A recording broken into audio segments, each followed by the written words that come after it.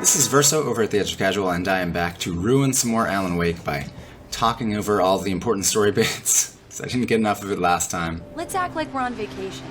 Go stand next to that old gentleman there. I want a shot of you with the town in the back. Last time I played through the prologue, and I thought it was probably worth taking a look at what Alan gets up to when he is not on the run from zombie ghosts, if that's a thing. I may have just made it a thing. I gotta say, my wife is still completely unreadable. She's a difficult woman to read. There is not a single muscle on her face that moves ever. Hi.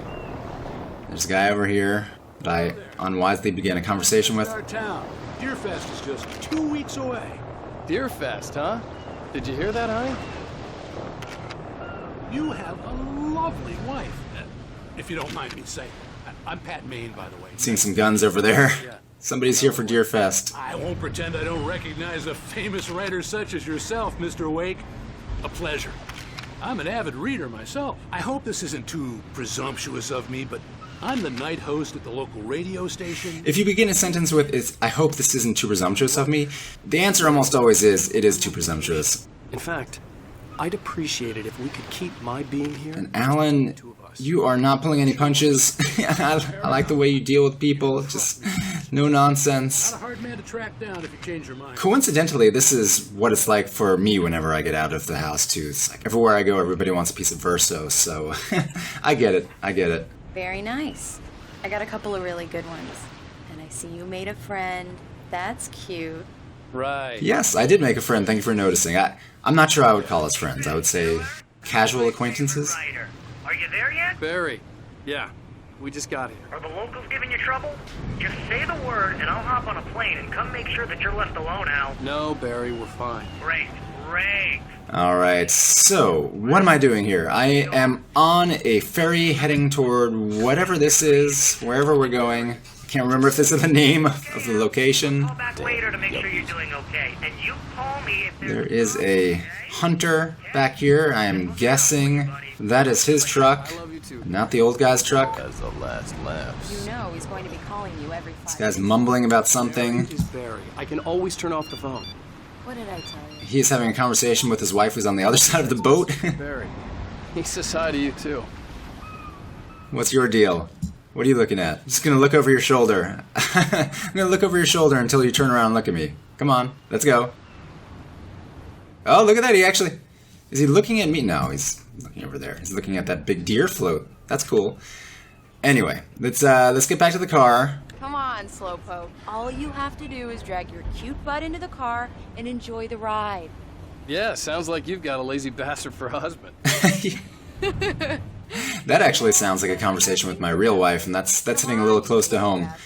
I know she said she was going to drive, but I kind of want to get in the driver's seat. Maybe this is just force of habit, because in real life, my real life wife makes me drive all the time, and actually, given that Alan is chronically sleep deprived, maybe he should not be in the driver's seat. I doubt it matters anyway. Let's get in the car. We need to stop at the local diner to get the cabin key from the landlord, a Mr. Carl Stucky. He's waiting for us. Thank you for coming here with me. I love you too. Go on. I'll promise to behave. Alan, do not make any promises that I am not willing to keep. I'd forgotten there were still places. We've got the Alan Wake Sandy by the door. I knew everybody. They know me here.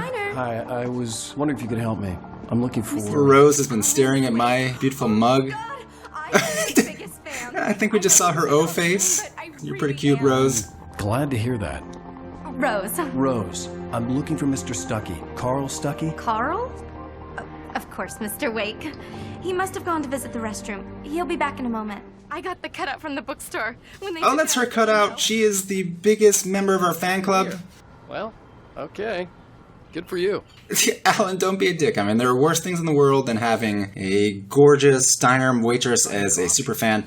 I can live with that. Me when you fall in love, because it'll break your heart when you have to leave. Rusty here is no longer human.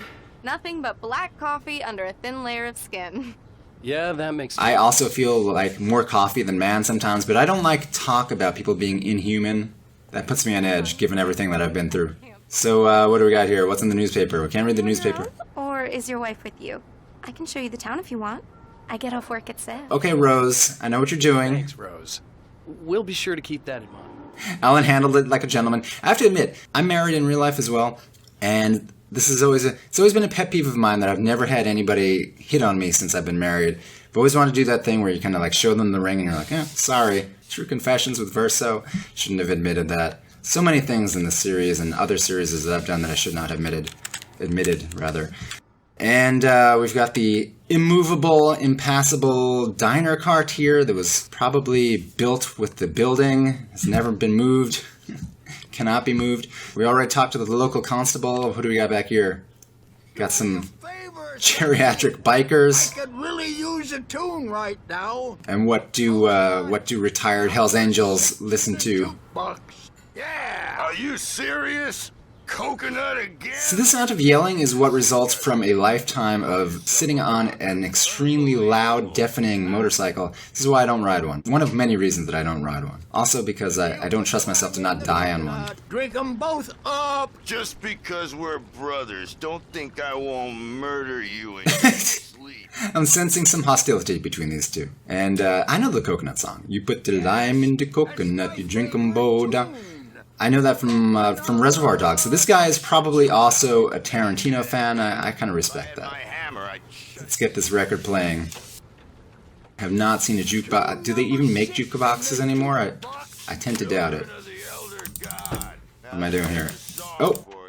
Pull the Fonz on it. Hey! Yeah, you need to give it a good solid whack. Yeah, I did it. I did it, buddy. I figured it out. Yes.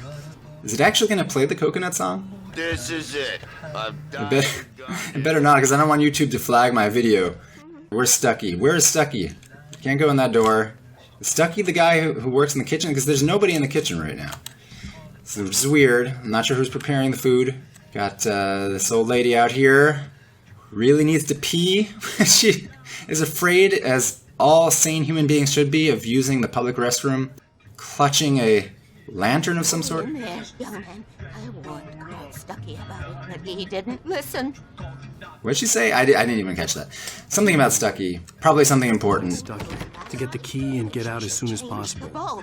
The waitress was giving me a headache. And Alan is talking all over her dialogue. It's kind of giving me a taste of my own medicine. What do we got back here? Probably don't want to go back here. Get myself killed in the back alley of some crappy diner in the middle of nowhere. And I don't want to go in the women's bathroom. I'm sure Stucky's not in there. It was probably a weird idea to even go in there in the first place. Hello? Stucky, time to finish up in there, Stucky. Mr. Stucky? Okay. Almost just spit out my coffee. But I have the key for you and instructions on how to get to the lake. Okay. Yeah. I wish you a good stay in my cabin. I'll come by later to check how This woman is completely normal. There's nothing weird about this woman. Normal people just pop out from behind you silently, without a word, wearing a black veil, having a low Kate Mulgrew-like voice. Captain Janeway. Golden Lake is a special place. Very inspiring. I'm gonna get out of here. I know that's not Stucky. So I don't know who Stucky is, but I'm pretty sure that's not Stucky. So I'm not sure why Alan is going along with this. I would not have taken the key in the first place, but... You can hurt yourself in the dark. It's okay. I think I know how to use the bathroom, even in the dark. I think I can figure it out. This guy's got a few days of life left, at best. Let's get out of here. I think we're done. The Andersons, they're local musicians. We're waiting for Dr. Hartman to come pick them up. They wandered off from his clinic. I feel like there's more going on here than meets the eye. Rose, I'm going to miss you the most. Actually, I'm only going to miss you. I won't miss the creepy lady creeping at the bathroom. I'm not going to miss those two weird retired bikers. Dr. Hartman gets here. I'm going to get out of here. Mission accomplished. The key and the directions. So back to my wife in the car, who has never expressed a human emotion. I'm not sure she would know how to. And we got the... Where was this guy? That's Stucky. Stucky. So where was he? Was he in the bathroom the whole time? What? Somebody... Okay, something happened to him. That diner was a real nut house. It was kind of.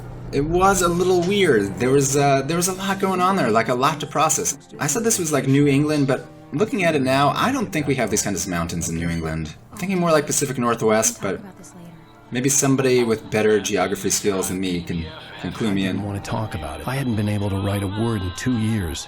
Not since my last book. Okay, getting the backstory now. And folks in the big city might want to look up every once in a while, see those stars. What is this place? I mean, this is 100% like Murder Island. This is not where we're staying. This is not the cabin.